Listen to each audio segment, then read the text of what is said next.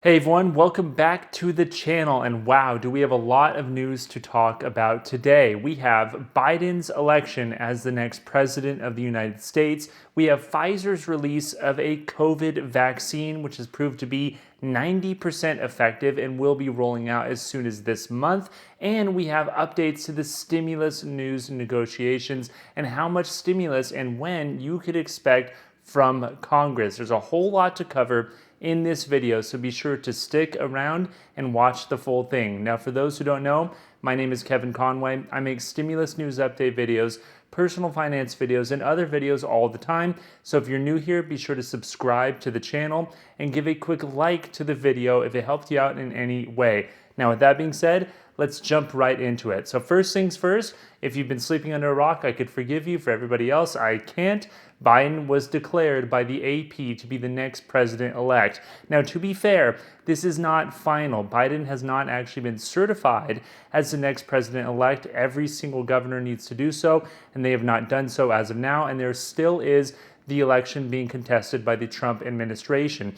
But chances are it's going to be Biden in the White House come January, unless something monumental happens. But there are legal challenges going on right now with the Trump administration in states such as Pennsylvania, Arizona, and Michigan. We'll see if those actually occur. We'll see if anything actually comes out of them. But as of right now, the money is on a Biden administration. You've seen a lot of Republicans concede to Biden, and you've seen former President Bush also congratulate Biden to be the next president-elect. Now, what does that mean for stimulus? What does that mean for the vaccine? Well, here's what it means. So Biden will be elected president, which is only one of the branches of government. We also have to be concerned about Congress as well. So Biden is a Democrat, and Congress is going to be split between the Democrats and the Republicans. The House of Representatives is going to be controlled by the Democrats with a smaller margin than they had actually going into the election, which was a surprise to many. And then the Senate is likely going to be controlled by the Republicans and Mitch McConnell. He's likely going to maintain his control as Senate Majority Leader. I say likely because there's still a few elections that are going to go to a runoff stance. The elections in Georgia that are going to be taking place in January. There's a small chance those could flip Democratic, but the money is on the Republicans to keep the Senate and those Senate seats in Georgia as Republican. And that means we're going to have a divided administration. Biden is not going to be able to do all of what he wants, from his Biden tax plan to the new energy initiatives that he wants, everything else, new healthcare reforms. He's going to have to convince the GOP in the Senate to actually approve it, which means you're going to have very few things actually pass, and you're going to have more or less the status quo. Now, what's interesting is that if you go back to 1945, there's been studies that indicate that of all different scenarios where Republicans control both the White House and Congress, where Democrats control the White House and Congress, and where there is a split between the two, split governments actually perform the best economically out of all scenarios. And the reason is because businesses know what to expect. They know that not much is going to change unless it has broad bipartisan support. So this is actually going to be good for the economy, I think, in the long run. Now, in the short run, things get a little bit more interesting because we are dealing with a pandemic. And with that being said, what is occurring now with the vaccine and the stimulus bills? Well, just announced yesterday was a successful vaccine coming from Pfizer. It is determined to be 90% effective, which is great. Here's a chart which actually shows some of the other common vaccines that you get from measles and mumps and everything in between. And you can see it's substantially better than the seasonal flu vaccine and almost as good as some of those regular vaccines that you must get if you want to go to public school. So the good thing is this vaccine is proved to be 90% effective, which could significantly help the reopening of the economy and therefore the growth of the economy.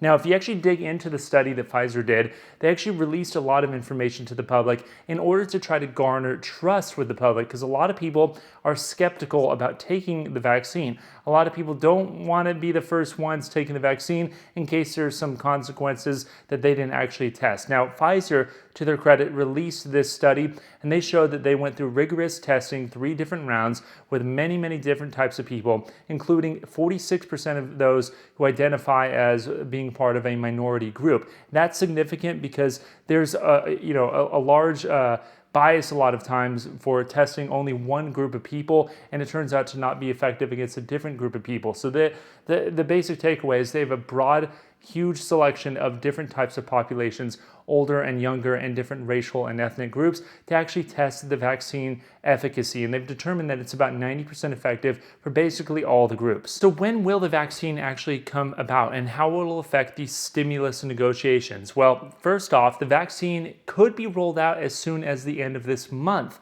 to actually high priority groups, those in healthcare or those who are elderly. And then by the end of this year, we could roll it out to a few more groups.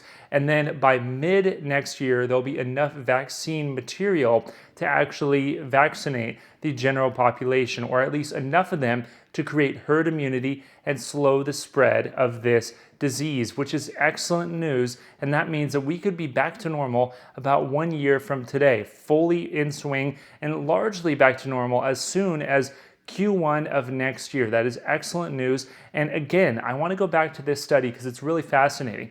Pfizer actually created this vaccine using what's called an mRNA sort of technique. So they actually modify part of the mRNA to actually go and create antibodies on their own to fight the disease. I'm probably messing that up in some way. If there's anyone smarter out there who knows more about that way this actually works, please chime in. But essentially, it's a new technique that is going to be very beneficial because they can actually ramp up the vaccinations much quicker using this as opposed to the old techniques of creating vaccines. Interestingly, Moderna is actually another company, another pharmaceutical company that uses the same mRNA process and is expected in the next month or two to actually release the results of their vaccine study. The point is, we have many companies both in the United States and abroad that are creating vaccines and are actually coming out with the results right now. That's excellent news if you want to get back to normal and you want to stop wearing the mask, stop social distancing. I mean, all of that is good for now, but I personally can't do it forever. That's just too much for me. I want to get back to my life, and this is one way to do it. So what does all this mean in terms of economic stimulus? Are we going to get a stimulus package soon? The answer is complicated because we have a contested election, which could put off a lot of people from actually going and doing a bipartisan thing right now. Getting the Republicans and Democrats together before the election was difficult enough. Now that we have a contested election, that could seem to be a really difficult thing to get people in the room to agree on a stimulus bill for. Now, what happens in the beginning when Biden is actually elected in January and brought into office? Are we going to get another stimulus bill? The answer is absolutely yes. Economists have said we need around $1 trillion to stave off a recession. Now, whether or not we get that $1 trillion number is ultimately dependent on who controls the Senate. Right now, it looks like it'll be the Republicans, which means that it's going to be difficult to get that very high dollar price of stimulus, especially now that we have a vaccine candidate which has proven successful. Those in the GOP are going to say, look, we don't need economic stimulus. We need to distribute the vaccine and get back to normal and get the economy going once again. And those on the Democratic side of the aisle say, look, we need to actually pump money in right now in order to get the economy going so that we don't lose jobs while we wait for the population to be vaccinated. So what do investors think? Well, take a look at this. This is a 10-year treasury. This is the risk-free rate. This is what basically all returns are based upon in comparison to. So the higher this goes, that means the higher the returns of everything else must go in order for investors to take the same amount of risk. So the lower this goes, that means the lower expected returns on basically everything else. So the 10-year treasury has actually gone up by 20 basis points or 0.2% in the last 2 days with this vaccine announcement.